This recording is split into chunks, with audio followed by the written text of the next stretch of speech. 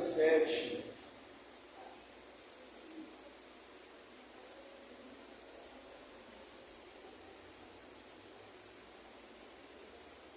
Repetindo a referência, Mateus capítulo 8, versículo 14 ao 17.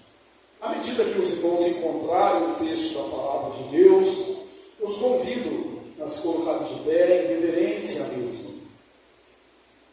Vamos ver então, Mateus 8, 14 ao 17.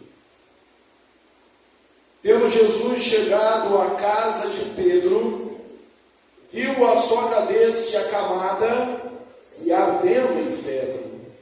Mas Jesus tomou-a pela mão e a febre a deixou. Ela se levantou e passou a servi-lo. Chegada a tarde, trouxeram-lhe muitos endemoniados, e ele meramente com a palavra expeliu os espíritos e curou todos os que estavam doentes, para que se cumprisse o que fora dito por intermédio do profeta Isaías. Ele mesmo tomou as nossas enfermidades e carregou com as nossas doenças. Amém? Assentai, meus irmãos. Nós estamos aqui na igreja estudando o Evangelho de Mateus de maneira sistemática, capítulo a capítulo, e concluímos o Sermão do Monte no capítulo 7, que falava sobre a ética do reino. E no capítulo 8, nós temos o poder manifestado pelo Rei, pelo Messias, pelo Senhor Jesus, com muitas curas.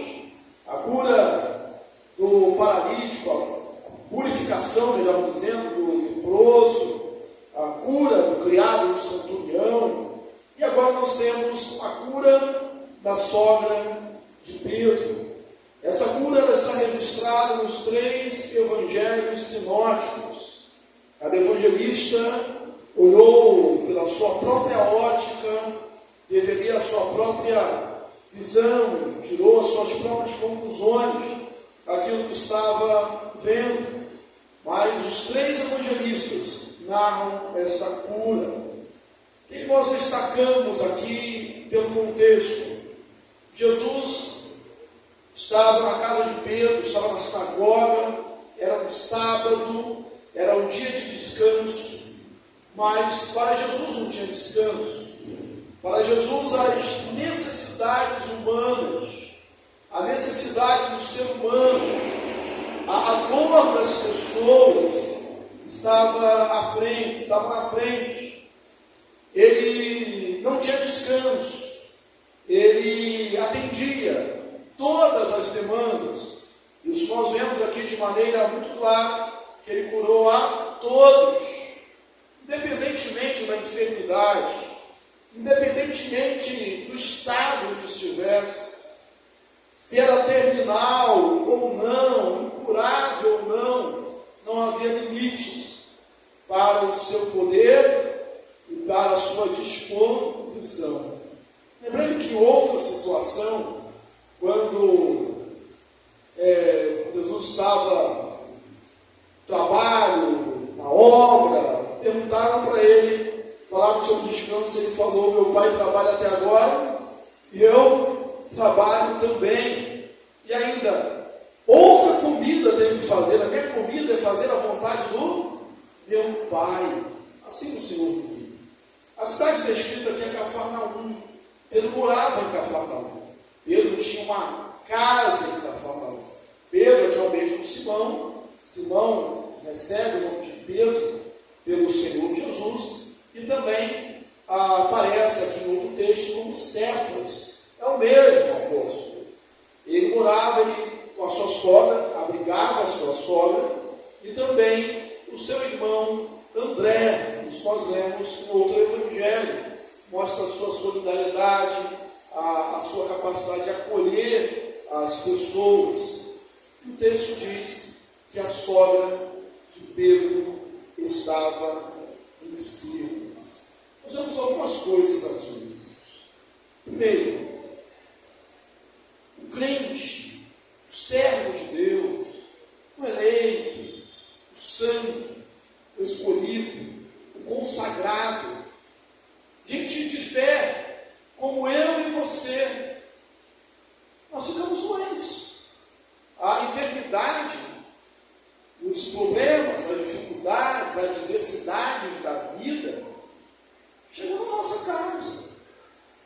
as intempéries, a chuva, como nós vimos hoje, atinge a ambos, ao justo e ao injusto. Crente fica doente, e você pode falar assim, pastor, mas o senhor está falando óbvio. É lógico que crente fica doente. Mas parece que no contexto que nós vivemos, nós temos que afirmar, e afirmar enfaticamente o óbvio, porque existem alguns que pregam, ensinam, que o crente não fica doente, que o crente não tem problemas, que o crente não passa por adversidades, e com isso acabam acrescentando um peso a mais, uma dor a mais, àqueles que já estão sofrendo. Você imagina, que pai que não quer ver, que pai, que mãe não quer ver o seu filho curado. E aí chega alguém e diz, olha, seu filho está sendo curado porque você não tem fé. Isso é acrescentar um peso grande. É que esposa não quer ver a cura do seu cônjuge, que filho não quer ver a cura do seu pai, da sua mãe. E alguém diz, olha, não, você não tem fé. A enfermidade chega também na casa do crente.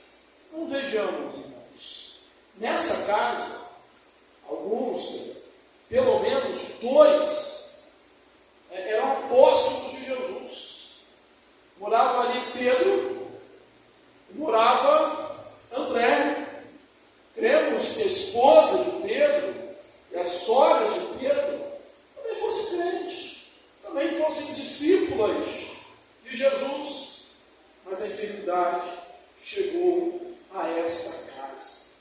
Conforme eu disse anteriormente, os evangelistas, os três sinóticos, eles narram nuances um pouco diferentes, acrescentando algumas coisas. Mateus diz aqui que ela estava acamada, prostrada, ardendo em febre. Marcos diz que ela estava apenas com febre. Agora que diz o outro.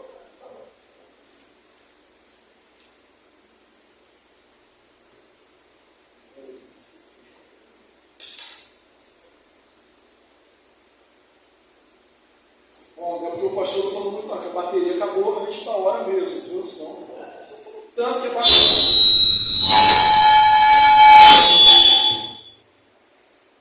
Tanto que a bateria até acabou.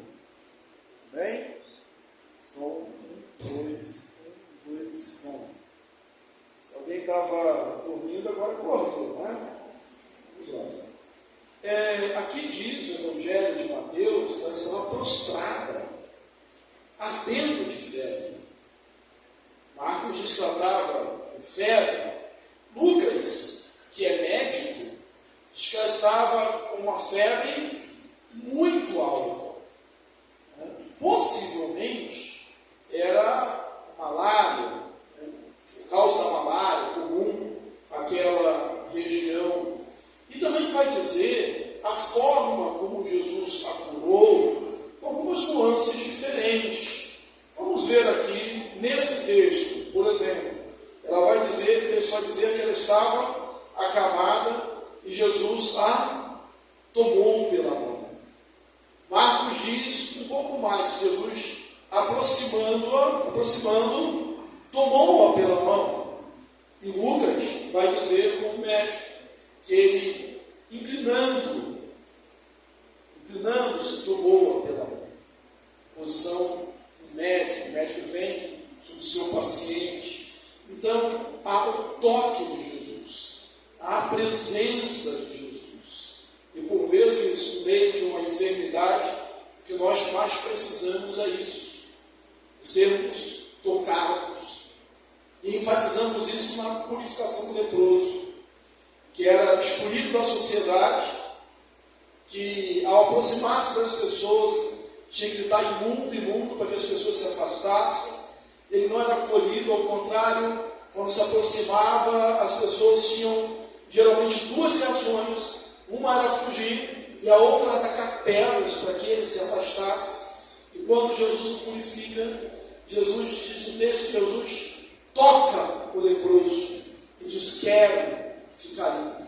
Jesus tomou aquela mulher, tomou a sogra de Pedro pela mão, Jesus se aproximou dela, como disse Marcos, Jesus se inclinou sobre ela, como diz o Evangelho de Lucas, um toque de afeição, de empatia, de humildade, de compadecer-se dos outros, de empatia mesmo. Afinal, Mateus, que sempre coloca uma profecia para mostrar que Jesus é o Messias, os evangelhos que mais cita a profecia para confirmar que Jesus é o Messias é o Evangelho de Mateus. Aqui diz que ele tomou sobre si as nossas enfermidades, as nossas dores, carregou sobre si. Nós estávamos falando que crente também fica doente.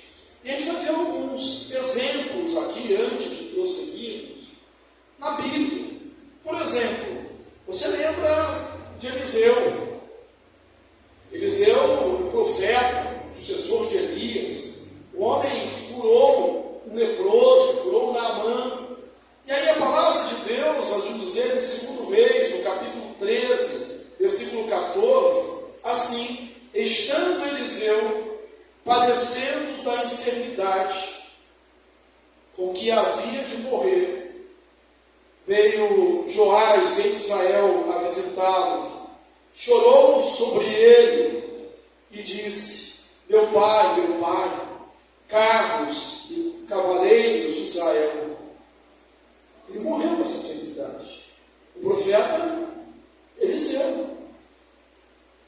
Algum tempo depois, havia algumas incursões dos moabitas na terra de Israel e estavam sepultando um homem. E lançaram. Enquanto estavam sepultando, veio os moabitas e, na pressa de fugir, de escaparem, jogaram o morto na cova de Eliseu. O que aconteceu? O morto tocou nos ossos do profeta Eliseu, ele ressuscitou. Então Eliseu era um homem cheio de poder, cheio de autoridade de Deus, um homem que mesmo depois de morto cura. E aí a gente vê que ele estava enfermo, morreu com essa enfermidade. Por quê, irmãos? Todos nós somos pecadores, né? Isso é uma consequência do pecado, né? E vamos passar por isso. Ezequias, um homem piedoso, um rei piedoso, e a palavra de Deus diz em 2 Reis 20, naqueles dias adoeceu de uma enfermidade mortal o rei Ezequias. Veio ter com ele o profeta Isaías, filho de Amós, e ele disse: assim diz o Senhor, põe ordem à tua casa, porque certamente morrerás e não viverás. A verdade é que depois ele ora, Isaías volta porque recebe ordem de Deus e diz que Deus ouviu a sua oração e acrescentar a ele mais 15 anos. Ele ia morrer de novo. A morte é o último inimigo a ser vencido. Outro exemplo é o de Tabita, ou Dorcas, que era uma mulher piedosa. A gente lê a sua história em Atos 9. E aconteceu naqueles dias que adoeceu e veio a morrer. Depois a levaram e colocaram no cenáculo, choraram sobre ela. O apóstolo Pedro veio e ela ressuscitou. O próprio apóstolo Paulo, em algumas referências, fala do seu espinho na carne, as suas enfermidades. Gálatas 4,13, ele falando da igreja da Galácia, diz assim: e vós bem sabeis que vos preguei o Evangelho pela primeira vez por causa de uma enfermidade física. Para que ninguém tivesse dúvida, foi por causa de uma enfermidade física. Epafrodito, lá em Filipenses 2, 25 a 27, nós lemos assim: visto que ele tinha saudade de todos vós, e estava angustiado, porque ouvistes que adoeceu.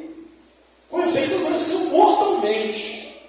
Porém, Deus compadeceu dele, se compadeceu dele, e não somente dele, mas também de mim, para viesse a ter tristeza sobre tristeza.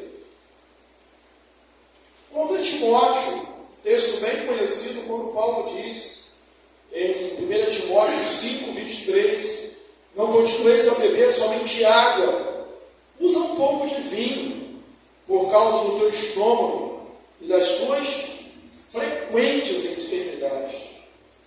Pastor, sucessor de Paulo, estava frequentemente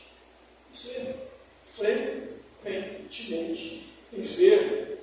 Trófimo, em 2 Timóteo 4, 20, Paulo diz assim: Erasto ficou em Corinto, quanto a Trófimo, deixei doente em Mileto. Você pode perguntar, por que Paulo não curou? Às vezes cura, às vezes não cura, depende da providência de Deus. Deus é soberano, deixei ele doente em Mileto. A nossa função, a nossa missão é orar, conforme diz lá em Tiago, se alguém enfermo, os presbíteros. Essa oração, a oração da fé salvará o enfermo. Mas nem toda doença é curada. Mas não é por causa da falta de poder de Deus, nem mesmo por causa da nossa falta de fé. Às vezes pela nossa falta de fé, mas nem sempre. É porque Deus tem os seus próprios planos e nós nos submetemos a eles. Mas olha a cura da sogra de Pedro. Uma casa de crente. Jesus vai, se compadece, a toma pela mão, se aproxima e a toma pela mão, se inclina e a toma pela mão. E Lucas diz que ele expulsou a febre a deixou, Jesus a curou. A cura aqui tem algumas características. Ela é imediata. Não houve necessidade de nenhuma repetição. Jesus ele não fica usando fórmulas mágicas, em nenhum caso. Ela é imediata, ela é instantânea e ela é completa. É assim que Jesus cura. Às vezes nós vemos cura de paralíticos. Há 38 anos, paralítico, e ele se levanta, toma a sua cama e sai andando. Aí você diz, mas é milagre mesmo, porque mesmo se alguém for curado de uma paralisia, hoje, na nossa ideia, na nossa mente, ele não vai sair andando perfeitamente. Ele vai fazer uma fisioterapia, ele vai reaprender a andar. Às vezes você faz uma viagem muito longa, quando você levanta, você dá uma esticada melhor na perna, parece que já está. Ele não, ele pula, levanta, corre. Por quê? Porque o que Jesus faz é completo, é imediato, é permanente, porque é o poder de Deus agindo. E Ele é o mesmo ontem, hoje e eternamente. Ele continua fazendo.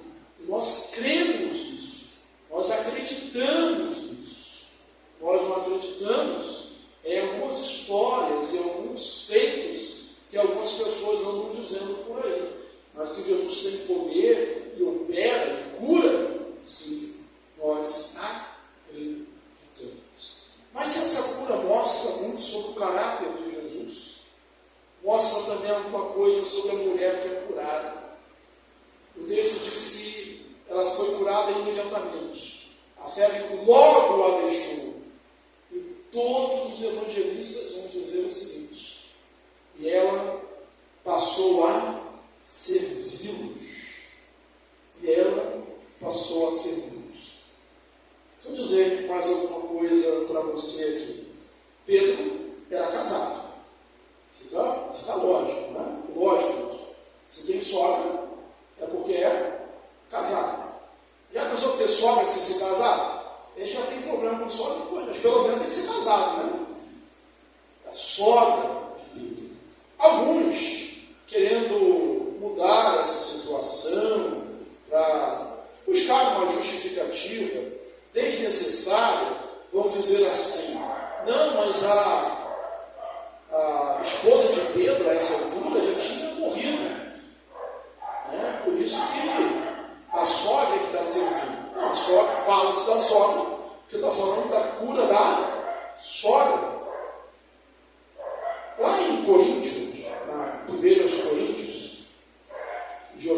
referência agora, mas o apóstolo Paulo vai dizer assim, se defendendo.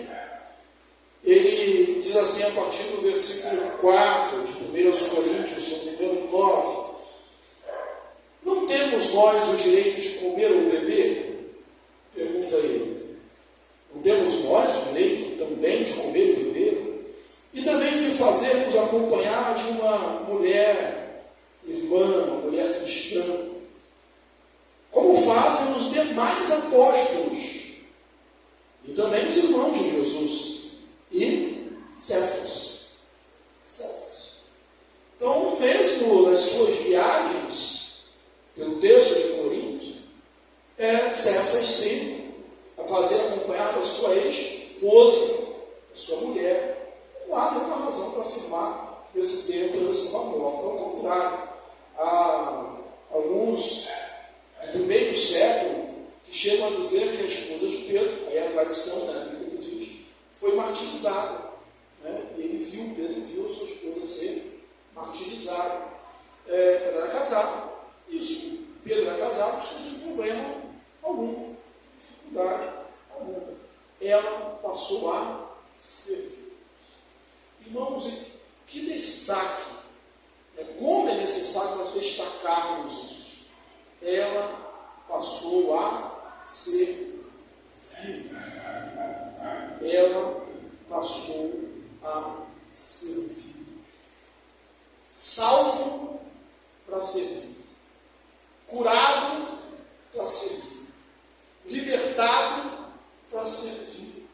Restaurado para servir. Para demonstrarmos o nosso amor pelo Senhor através da nossa entrega total, incondicional e, mais uma vez eu repito, imediata. A postergação não é bem-vinda.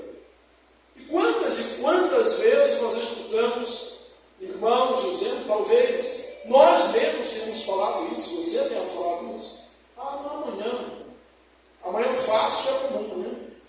E na obra de Deus é em casa, às vezes na obra de Deus é assim também. Amanhã eu faço, mais tarde. Quando eu me aposentar, então nem se fala. Aí eu vou ter tempo. E acaba um tempo também. Sabe por quê? É uma questão de prioridade. É uma questão de saber o quanto foi amado por Deus. É uma questão de saber o que Jesus fez na sua vida.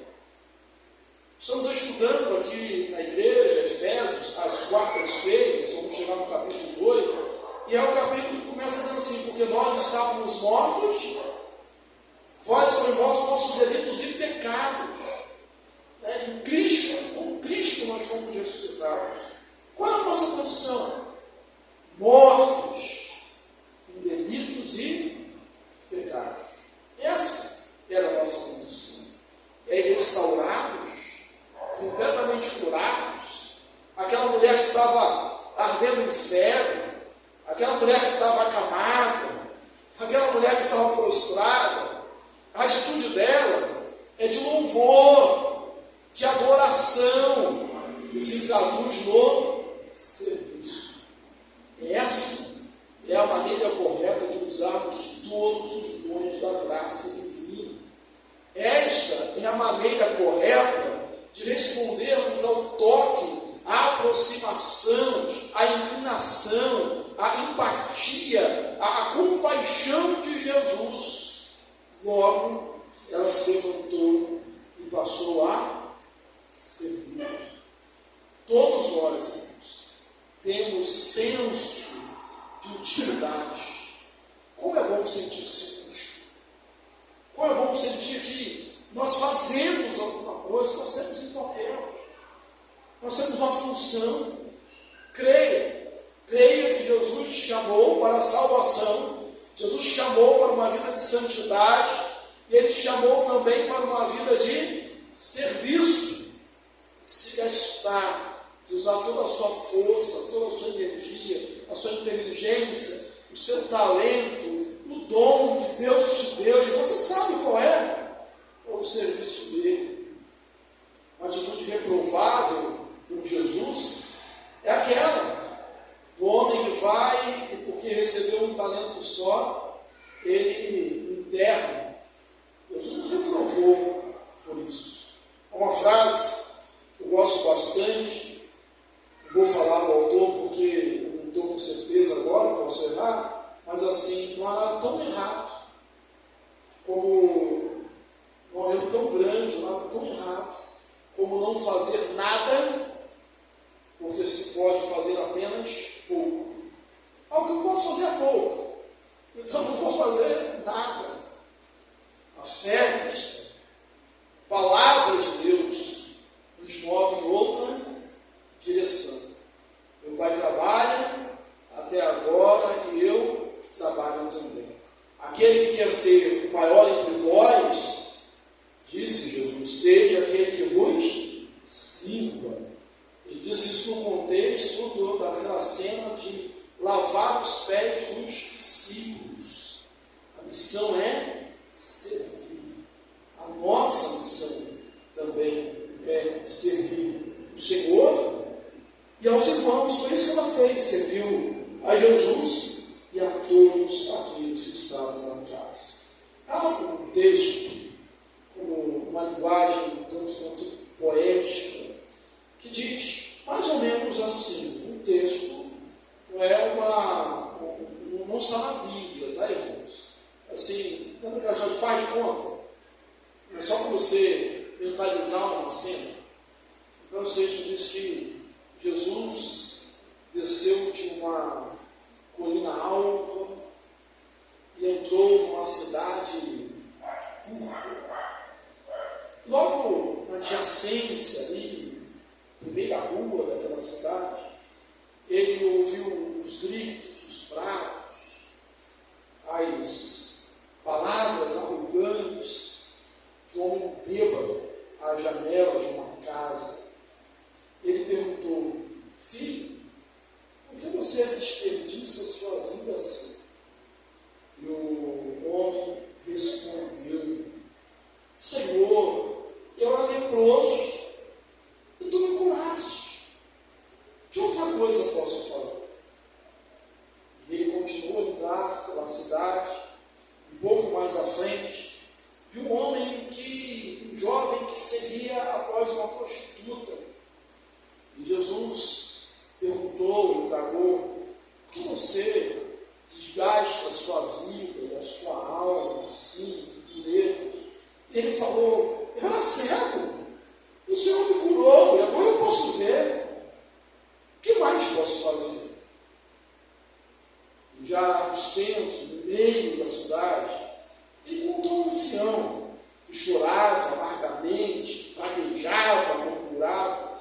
Ele perguntou: por que você murmura tanto assim? Senhor, eu estava morto, então me ressuscitaste. O que mais posso eu fazer? Essa é uma terrível metáfora, ilustração de como usar os dons de maneira errada, de maneira vã, jogar fora a bênção que Deus deu. Mais uma vez eu repito, não está na Bíblia, a gente não sabe algumas coisas que aconteceram, algumas pessoas que foram curadas por Deus. Mas a gente sabe, por experiência própria, de pessoas que são curadas, são abençoadas, de gente que orava pedindo um emprego, que Deus deu um emprego, pedindo uma porta aberta, Deus abriu a porta, e agora vai curtir a vida, em vez de servir a Deus, está cheio. Está cheio. Deus me dá um emprego, Deus melhora a minha vida. E aí você pergunta: cadê o irmão? Não, pessoal, agora tem que ir. Feriadão, né? Feriadão tem que estar na minha casa de praia. Eu digo que você não tem que estar, não, né, irmãos? Mas tem que ter um tempo, um momento, para dedicar-se ao Senhor. O que você faz da sua saúde? O que você faz da sua vida? O que você faz do seu talento? O que você faz com a sua restauração? Eu te digo que a sogra de Pedro fez. A gente nem sabe o nome dela, sabe que é a sogra de Pedro. Mas o que ela fez? Ela se levantou e passou a ser filho. Outra coisa que mostra o caráter de Jesus aqui é que Jesus não escolheu cenário para curarmos. Essa cura ela se dá no ambiente doméstico. Aqui não tinha plateia, não tinha multidão vendo. Aqui não tinha escriba, fariseu, não tinha nada.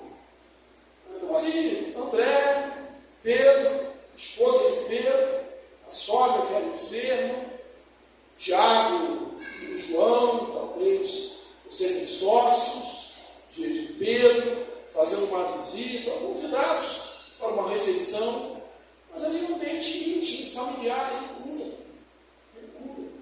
ele cura uma pessoa, ele cura também multidões, porque depois disso, parece que a notícia se espalhou, havia algumas curas já realizadas, e trouxeram todos, endemoniados, enfermos, e ele a todos curou. Uma outra característica que eu quero destacar aqui, agora para mim e para você, é que esses endemoniados, esses enfermos, eles não vieram a Jesus, eles foram trazidos a Jesus. Existem pessoas que estão presas, estão impossibilitadas, elas não vêm sozinhos. É necessário que nós a tragamos. Eu lembrei aqui das parábolas, ou da tríplice parábola, como alguns gostam de contar, em Lucas 15, que pela proporção ali há mais gente que é buscada do que vem sozinho. A gente tem um filho pródigo, e esse cai em si e volta sozinho, com suas próprias pernas. Mas a ovelha, o pastor vai buscar. A moeda, a mulher procura até encontrar. Nós oramos, o Senhor manda as pessoas. Deus manda mesmo. Mas por vezes, nós precisamos fazer como Jesus. Nos abaixar, nos inclinar, estender as nossas mãos, tocar e trazer essas pessoas a Jesus. Você lembra daquele homem que foi trazido pelos seus amigos e baixado pelo telhado?